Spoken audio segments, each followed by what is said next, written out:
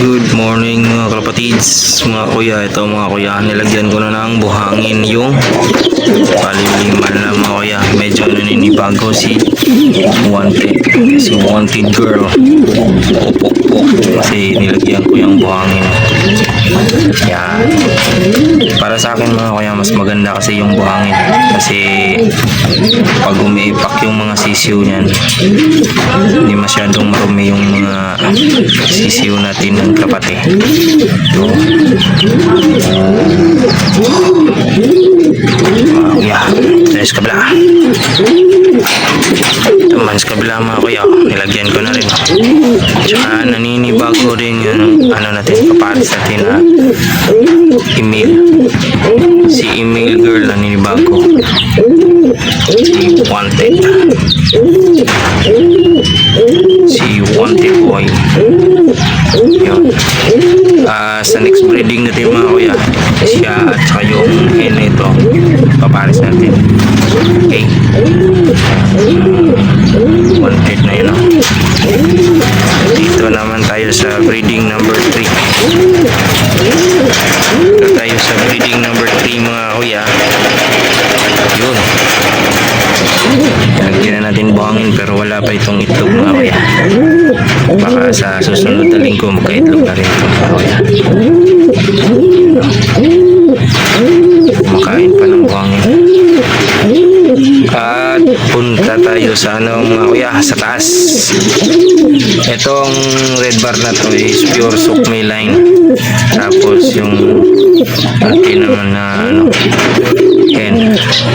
Punta tayo sa taas mga kuya, pa-check ko sa inyo yung dalawang warriors natin na kinarga natin kagabi. Tara, samahan nyo ako.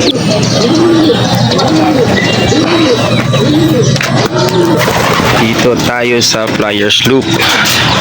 Yun mga kuya, umaga may nabasag na itlog pero okay lang yan.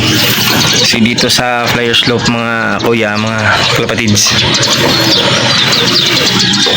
kinukuha ko talaga yung mga itlog. Ito mga kuya, mga kapatids, bukas ang release ng mga dalawang warriors natin. Samahan nyo kung magabang mga kuya, mga kapatids ha. Final lap na yun, sana magtamasa tayo ulit sa North, kasi yun ang nakaraan North 11 placer tayo. Baka ngayong North swertihin ulit tayo. Ito yung mga warriors natin mga kuya. Tsaka update pala, nagparis na pala yung dalawa na yan.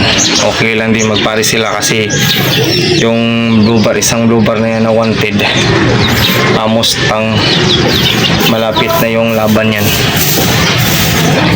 Sa ano yata, April, simula na yung training yan. Iloilo challenge yan, dalawa yung Iloilo challenge natin dito. Yan. At saka ito, yung green natin, anak ni wanted. Ito. Sa Iloilo challenge, may isasali tayo dyan. Saan na yun? Yun pala. Yun. Yung checker na yan, isasali natin yan sa darating na Iloilo challenge sa open category lang. Tapos sa banded category, itong dalawa. Yan, isa sa open category. Bukas mga kuya, samahan nyo ko sa pag-aabang natin sa ibon natin. Dito ko muna tatapusin yung vlog natin for today kuya, mga kuya. Maraming salamat sa panonood.